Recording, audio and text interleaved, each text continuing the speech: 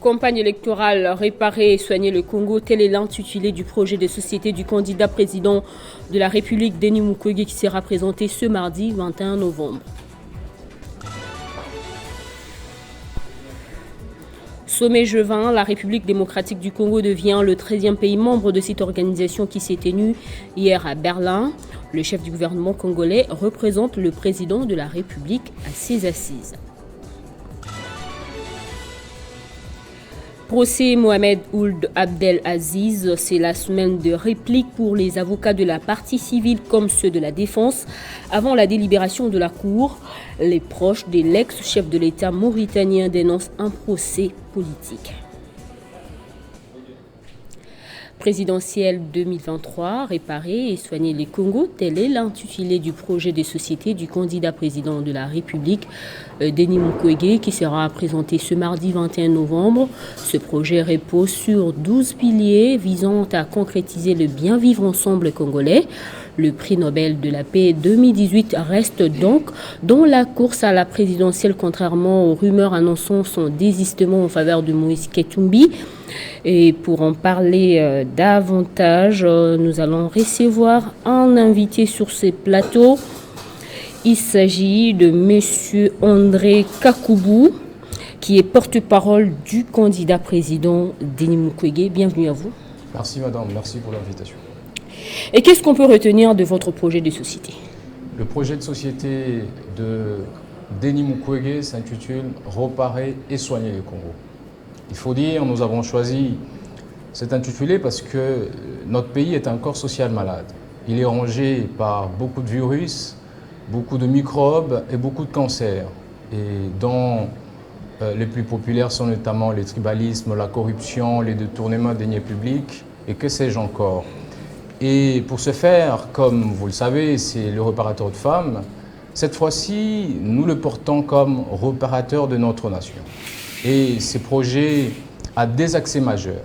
Ouais. Nous avons 3 engagements fermes, à savoir la fin de la guerre, avec le plan de paix qui a été dévoilé il y a quelques jours, les plans de la faim pour mettre fin à la faim et les plans de vice pour mettre fin au vice. Ensuite viennent le 12 piliers ou sécurité, qui sous-entendent donc dans leur déclinaison mettre en œuvre tout ce qu'il faut pour réparer et soigner notre pays, mais de fond en comble. Voilà les résumés succincts de notre projet de société. Monsieur André Kakoubou, qu'empêche jusque-là l'opposition d'avoir un projet commun pour maximiser justement les chances de remporter ces scrutins? Il faut dire que les membres de l'opposition ont tenté à plusieurs reprises de bien vouloir se mettre ensemble. Vous savez, il faut aussi dire qu'il peut exister de l'unité dans la diversité. Nous n'allons pas empêcher à chaque candidat d'exercer son droit, c'est lui de postuler en son nom propre, mais si il y a ceux qui ont désisté pour Katumbi, il y a ceux qui vont accompagner Fayoulou et il y a nous qui continuons à maintenir notre candidature parce que nous espérons que nous avons le meilleur projet de société. Nous avons un plan de paix, s'il vous plaît, dans un pays en guerre qui est porté par un prix Nobel de la paix. Il est très cohérent que le combat soit porté jusqu'au bout parce que nous voulons avoir cette victoire. Nous voulons avoir cette victoire pour soigner, réparer notre pays. Nous voulons avoir cette victoire pour mettre fin à la guerre à l'Est et le plan de paix que nous avons dévoilé est très éloquent. Donc, il n'est pas, je vais dire, il n'est pas catastrophique qu'il n'y ait pas un candidat commun. Et je ne pense pas que c'est ça les préalables de la victoire. D'accord? Donc, je pense que chacun va porter sa candidature comme il le peut. C'est qu'ils peuvent s'allier, tant mieux, ils peuvent désister les uns pour les autres. Mais dire qu'il faut impérativement un candidat commun, nulle part, c'est pas légal. C'est des consensus et vous savez, chacun va faire ce qu'il estime juste pour son pays. Et nous maintenons notre candidature parce que nous estimons que nous avons le projet en même de ramener notre pays, de ramener les changements, de ramener la rupture et le renouveau dans notre société. Et un dernier mot pour le compte du prix Nobel de la paix qui est candidat à président aussi. Les derniers mots pour le compte du prix Nobel de la paix, c'est que, chers compatriotes, le projet de société qui vient d'être dévoilé aujourd'hui à 12 h est sans précédent. Avec les 3 plans que nous avons, le plan pour mettre fin à la guerre, pour mettre fin à la faim au vice, et les 12 sécurités qui soutiennent ces 3 plans, sont alors ce qu'il faut pour ramener le changement dans notre pays. Je vous jure et je vous invite à accorder vos voix à ces candidats parce que si nous passons à côté de cette chance de paix que nous avons, c'est très malheureux pour notre pays. Et merci à vous, M. André Kakoubou, d'avoir répondu à notre invitation. Je rappelle que vous êtes porte-parole du candidat président Denis Mukwege. Merci beaucoup, madame. De son côté, le candidat président de la République, Moïse Katumbi, a entamé son périple à Kisangani, où plusieurs militants ont répondu à l'appel. Le président d'Ensemble pour la République a promis l'amélioration du social une fois élu. Le candidat numéro 3 à la présidentielle, Moïse Katumbi Chapwe, a choisi la province de la Chopo pour lancer sa campagne électorale. La décision stratégique a suscité l'enthousiasme des habitants de la région qui se sont massés à accueillir le chairman avec une ferveur sans précédent. La troisième ville du pays a été le théâtre d'un rassemblement historique où des milliers de partisans ont manifesté leur soutien inébranlable au chef des files d'Ensemble pour la République. La foule agitant des drapeaux, scandant des slogans en faveur du candidat numéro 3 et a donné les tons pour une campagne électorale dynamique et pleine d'espoir. Avec son charisme et sa vision progressiste, nombreux sont ceux qui estiment que Moïse Katumbi Chapwe est la seule à galvaniser la population locale en promettant un avenir meilleur. Dans cet océan des misères, la population de la Chopo a trouvé son messie. C'est le Moïse de la RDC, explique un notable local pour qui Katumbi est le sauveur du peuple congolais. Le choix de la Chopo est un motif de satisfaction pour les Chopolais qui espèrent un changement de leur vie quotidienne. La population locale qui voit à Moïse Katumbi Chapwe un véritable catalyseur du changement se mobilise davantage depuis le matin jusqu'à l'arrivée du numéro 3 et les autorités compétentes ont été saisies quant à ce.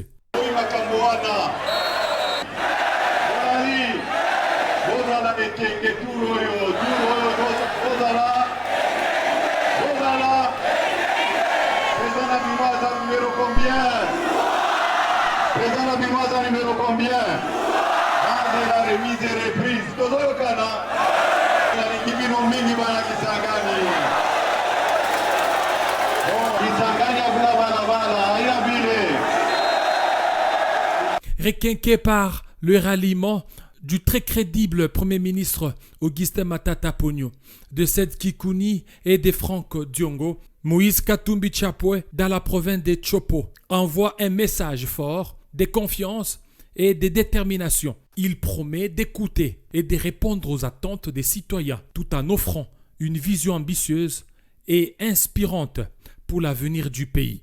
Cette première étape prometteuse marque les débuts d'une campagne présidentielle résolument tournée vers l'unité, la justice sociale et les progrès pour tous. Depuis le dimanche, il s'observe un important ralliement des candidats présidents de la République à la candidature de Moïse Katumbi, retombée des assises de l'Afrique du Sud qui visait une opposition unie. Un pari pas encore gagné vu les positions d'autres ténors qui continuent d'affirmer vouloir y aller seuls, à l'image de Fayulu ou encore Sesanga.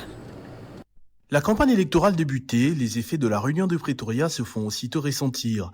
Le premier à se jeter à l'eau, c'est l'ancien Premier ministre Matata Ponyo, lui qui n'aura plus affaire à la Cour constitutionnelle avant le mois de mars, a apporté officiellement son soutien à Moïse Katumbi Chapwe pour l'élection présidentielle. Dans les premières heures de ce lundi, Seth Kikouni, puis Franck Diongo ont fait le même exercice, tous presque avec les mêmes raisons. Seulement, les autres ténors de l'opposition qu'on attendait dans cette coalition sont restés silencieux ou ont démenti une prétendue signature déjà apposée en faveur de la candidature commune de Moïse Katumbi. Fayulu, en route pour l'Ouest, comme Sesanga déjà depuis dimanche, semble ne pas avoir besoin d'alliance pour battre les chefs de l'État sortant, tant son bilan ne serait pas à la hauteur. Le prix Nobel de la paix, Denis Mukwege, également de la partie, auteur d'une campagne moins étincelante jusque-là, n'entend pas encore se rallier à Moïse Katumbi, d'après son directeur de cabinet, Albert Moleka.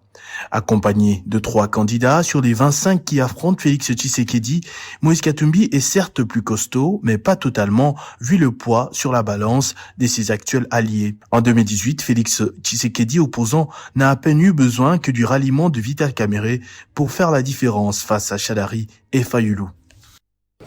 Anissé Yomboranyama a animé une conférence de presse hier lundi à Kinshasa, au cours de laquelle il a avancé ses raisons, 20, dans un premier temps, qui les pousse à soutenir la réélection de Félix Tshisekedi. Détail dans cet élément.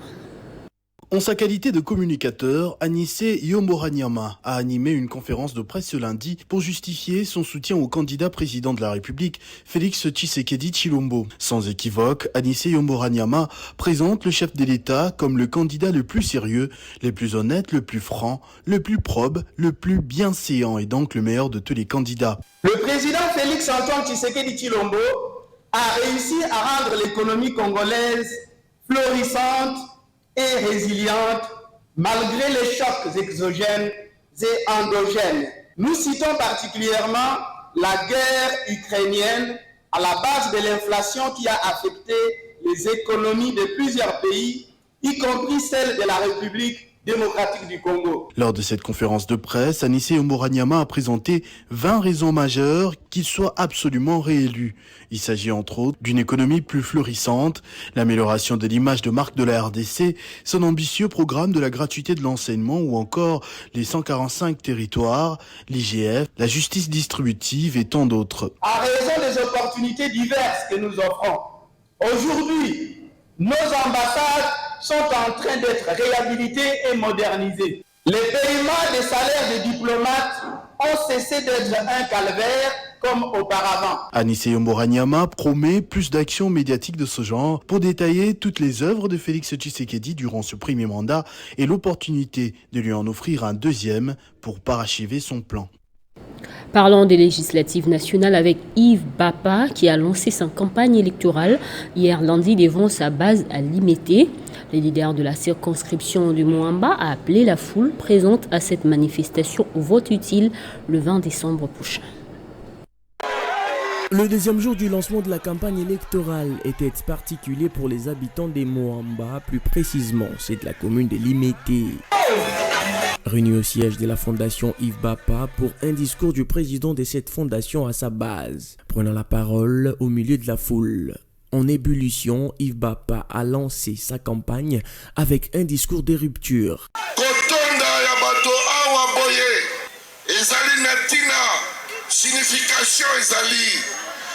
La présence de vous tous ici a pour but de dire non à ceux qui nous ont représentés à l'Assemblée nationale et à l'Assemblée provinciale. Nous voulons de nouveaux visages qui vont changer les choses.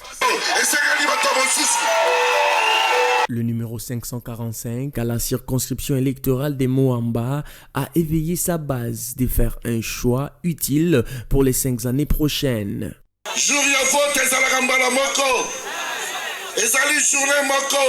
Le vote s'effectue en un seul jour, mais à l'impact des 5 ans, regardez comment ils viennent maintenant vous chercher. Ces personnes n'ont plus d'importance. Il faut un nouveau vent à Limete. Je porte le numéro 545 à la députation nationale à Moamba et 186 à la députation provinciale de Limete. Je suis celui qu'il vous faut.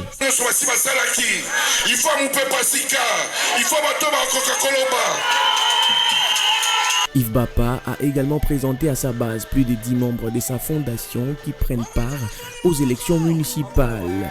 Il s'est de signaler que Yves Bapa porte le numéro 545 à la députation nationale et 186 à la députation provinciale dans la commune de Limete. Et aux législatives provinciales, le candidat Michel Luumbu a sensibilisé hier la population des Lingala à se ranger derrière lui et sa famille politique Action commune pour la République. Michel Luumbu a par ailleurs demandé à ses potentiels électeurs de voter pour le candidat numéro 20 à la présidentielle de décembre. Héritier Tamboa pour les commentaires. Puisque les élections de décembre pointent à l'horizon, toutes les parties prenantes à tous les niveaux se mettent déjà en ordre de bataille dans les buts de gagner coûte que coûte les scrutins. Maître Michel Luumbu, candidat député provincial des Lingala, affûte lui aussi les armes. C'est ce qui justifie cette rencontre lundi avec différentes couches sociales de la commune des Lingala.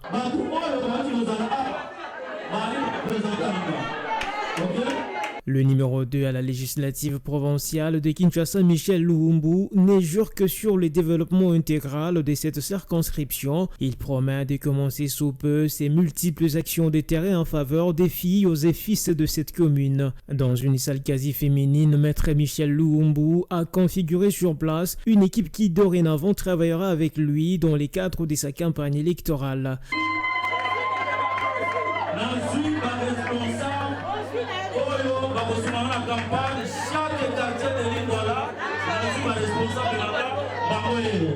Maître Michel Luumbu est candidat député provincial du parti politique Action commune pour la République ACR d'Eliezer Ntambwe. Il a profité de cette même occasion pour réitérer sa loyauté à Eliezer Ntambwe, candidat député national dans la circonscription électorale des Lukunga, et a demandé à ses électeurs potentiels de voter aussi pour le numéro 1 de la formation politique ACR, sans oublier le candidat président de la République, Félix Antoine Tshisekedi Tshilombo. Processus électoral en RDC, on en parle encore. Bientôt une synergie Commission nationale des droits de l'homme et confession religieuse. Objectif, faciliter la paix et le respect des droits de l'homme. À cette occasion, une délégation de la CNDH conduite par sa présidente Kapinga Gisèle a été reçue par le chef de confession religieuse en leur siège situé dans la commune de la Gombe. Au cours de cette importante réunion, présidée par Cheikh Abdallah Mangala, vice-président de la plateforme de confession religieuse, son président, l'évêque général Dodo Kamba, étant appelé à d'autres obligations, les deux organisations ont échangé autour de la paix, de la promotion des droits de l'homme et de la tolérance particulièrement pendant cette période des campagnes électorales et lors des scrutins proprement dits. Ce sont nos pères spirituels. Ils sont plus écoutés par la population, par les communautés, par les partis politiques, par les hommes politiques. Donc nous venons les encourager à toujours véhiculer ces messages de paix pour que nous puissions aboutir à un processus apaisé et crédible. Les chefs des confessions religieuses ont salué l'initiative de la CNDH et leur ont rassuré de leur collaboration. Nous sommes dans une période cruciale, une période très importante pour le pays. Comment nous allons aux élections, comment les gens vont se comporter et comment nous allons en même temps garder, n'est-ce pas, notre paix sur tous les plans. Nous nous sommes d'abord mis d'accord pour la sensibilisation et se mettre au travail pour que les élections quand même ne nous divisent pas. Ce n'est pas la fin du monde, mais par contre, c'est la Constitution qui nous amène à ce devoir civique. Pour la délégation de la CNDH, la période est tellement cruciale que tout le monde devra jouer sa partition pour que la République démocratique du Congo connaisse des élections apaisées. Autre chose à présent, le Premier ministre Jean-Michel Sama-Lukonde a représenté le président Félix Tshisekedi au 4e sommet de l'investissement du G20 dénommé Compact Wave Africa 2023 à Berlin en Allemagne. Ces assises visent à mettre en relation des entreprises privées des États du G20 avec des projets d'investissement en Afrique. Ce sommet a été marqué par l'adhésion de la République démocratique du Congo en tant que 13e pays membre. Dans son allocution, le Premier ministre congolais affirme que l'acceptation de son pays à cette organisation est une occasion qui lui est accordée afin d'une perspective radieuse et promettrice d'un élan de croissance en faveur de sa population. De l'adhésion de la République démocratique du Congo comme 13e pays membre du Compact Afrique.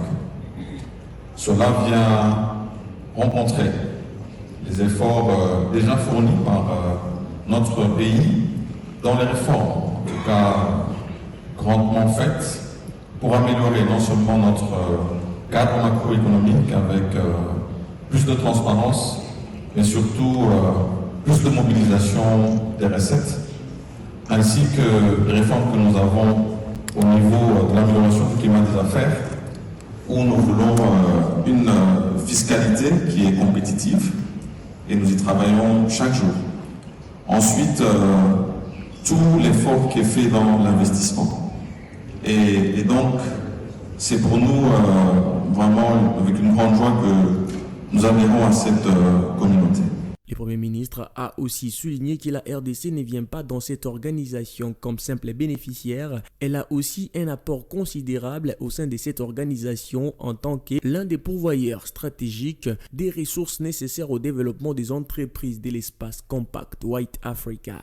C'est là avant d'expliquer que la République démocratique du Congo bénéficie d'une multiplicité de secteurs à fort potentiel à même d'influer sur l'économie du monde. En justice, on va parler du procès Salomon Kalonda. La Cour militaire a rejeté la demande du ministère public de tenir une audience à l'hôpital. L'affaire a été donc renvoyée au 11 décembre prochain, aux arrêts depuis le 30 mai pour haute trahison et complicité avec les puissances étrangères. L'état de santé de Salomon Kalonda nécessite une bonne prise en charge, à en croire ses médecins. Dans le reste du continent, procès Mohamed Ould Abdel Aziz, c'est la semaine des répliques pour les avocats de la partie civile comme ceux de la défense avant la délibération de la Cour. L'ancien président mauritanien est jugé depuis 9 mois ainsi que ses co-accusés pour, entre autres, enrichissement illicite et abus de pouvoir. La défense parle d'un procès politique avec des accusations non fondées et continue d'éclamer l'innocence de l'ancien chef de l'État. Elle dénonce également une procédure anticonstitutionnelle. Dans cette affaire, le procureur avait requis 20 ans de prison ferme contre l'ancien président avec confiscation de ses biens. Place au rappel des titres à présent. Campagne électorale, réparer et soigner le Congo, tel est l'intitulé du projet de société du candidat président de la République, Denis Mukwege, présenté ce mardi 21 novembre. Sommet G20, la République démocratique du Congo devient le 13e pays membre de cette organisation qui s'est tenue hier à Berlin. Le chef du gouvernement congolais représente le président de la République à ses assises.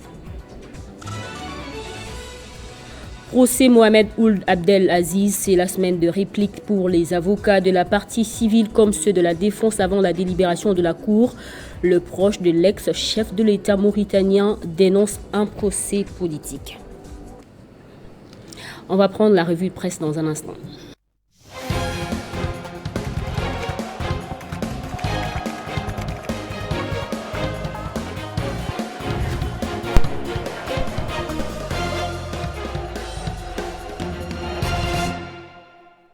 Et c'est avec Héritier Tamboua que nous allons fêter les journaux parus ce mardi. Bienvenue à vous. Merci beaucoup Bédrine et bonjour. On ouvre avec ce sujet lié aux élections. Le candidat président Moïse Katumbi a lancé hier sa campagne électorale dans la ville de Kisangani. En tout cas, Bédrine, c'est ce qui capte l'attention de journaux parus ce mardi. Élection 2023, Moïse Katumbi lance sa campagne électorale à Kisangani. C'est comme ça que titre radio-okapi.net. Le média précise que le président du parti Ensemble pour la République a tenu son meeting à la place de la Poste où une tribune a été montée pour la circonstance. Un autre titre à ce même sujet, Bédrine, Kisangani désigne Katumbi président, écrit la presse ou Ouragan. Le média nous informe qu'en pleine campagne électorale, Katumbi s'est dévoilé comme le vrai bâtisseur de la République. Ses actions lors de sa gouvernance au Katanga sont une preuve que personne ne peut effacer aujourd'hui de la tête des Congolais, souligne le journal. Moïse Katumbi affirme Radio France Internationale n'a pas hésité à émettre des critiques contre le pouvoir de Félix Tshisekedi, un régime selon lui des promesses non tenues pour l'opposant, renchérit le média français. La situation sécuritaire, économique et sociale s'est dégradée ces 5 dernières années. Je reviens encore sur ce sujet. 3 candidats désistent au profit de Moïse Katumbi. Oui, Bédrine, en effet, le média Congo nous laisse lire candidature unique de l'opposition Matata Ponyo, cette Kikouni et Franck Diongo presse d'autres candidats à se rallier à Moïse Katumbi. La candidature commune de l'opposition commence à prendre forme selon le rédacteur de cet article de presse. Dans une déclaration publiée sur son compte X, le candidat numéro 11, Seth Kikouni indique à son tour, Actualité.cd, a justifié sa décision par le souci de faire suite à l'appel et à l'exemple sur la nécessité de transcender les égos politiciens et demeurer dans la quête de l'intérêt supérieur de la nation. À son tour, Franck Diongo s'aligne derrière la candidature de Moïse Katumbi pour 7sur7.cd. Franck Diongo est le 3e candidat président de la République à se retirer au profit de Moïse Katumbi après Matata Ponyo et Seth Kikouni. Franck Diongo, comme Matata et Seth Kikouni, souligne 7sur7.cd Bédrine, accuse le régime en place de chercher à se maintenir en balisant une fraude électorale massive et une corruption systématique. Et on va terminer en dehors de nos frontières. Au Libéria, Joseph Boakai déclaré vainqueur de la présidentielle. Absolument, Bédrine, sa victoire est désormais officielle. France 24 rapporte que le vétéran de la politique libérienne, Joseph Boakai, a été déclaré lundi 20 novembre vainqueur de la présidentielle face au sortant Georges Weah, dont l'élégance, dont l'acceptation de la défaite a été saluée sur l'ensemble du continent africain. Joseph Boakai, 78 ans, Bédrine, prendra pour 6 ans la tête de ces pays anglophones d'environ 5 millions d'habitants, l'un des plus pauvres du monde selon ce média français. Par ailleurs, le média Le Temps titre à sa une: Joseph Boakai remporte la présidentielle au Libéria devant le sortant Georges Weah. Au-delà du choix de la personne appelée à diriger ce pays en quête de stabilité après les années de guerre civile et d'épidémie d'Ebola, Le Temps renseigne que l'un des enjeux de l'élection était le déroulement pacifique et régulier du scrutin, ainsi que l'acceptation des résultats, alors que la démocratie en Afrique de l'Ouest a été malmenée ces dernières années par, voulais-je dire, une succession des coups d'État, notamment, vous le savez, au Mali, au Burkina Faso, en Guinée et puis en Niger. Voilà qui va mettre fin à notre revue de presse de ce mardi, Bédrine King. Et merci pour toutes ces informations, Héritier Timbois. Je vous en prie. C'est également la fin de cette édition. Restez avec nous pour plus d'informations.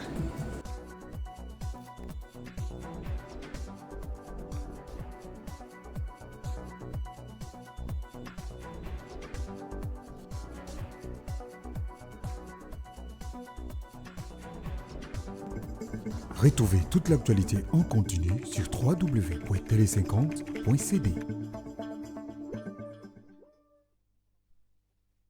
Les familles Okamba et Matutu, notamment les frères Okamba Anatole, Okamba Marcel, Okamba Florence et fils biologique Matutu Nembalemba Bartelo, ont la profonde douleur d'annoncer à la famille, à l'église La Louange, aux amis et connaissances, les décès inopinés de leur grande sœur, mère, Okamba Julienne Mami. Mort survenu lundi 13 octobre 2023 à 14h à la clinique Ngaliema.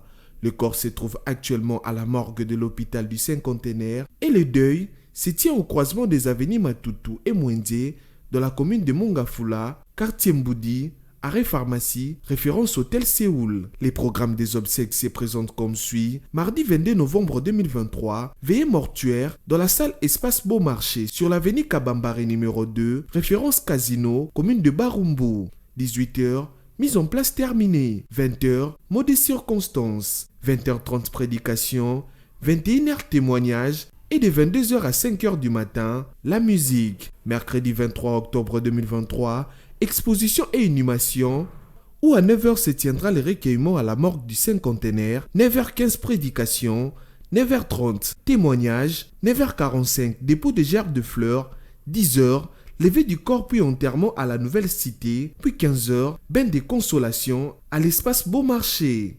Ces communiqués, tiens-lui de faire part.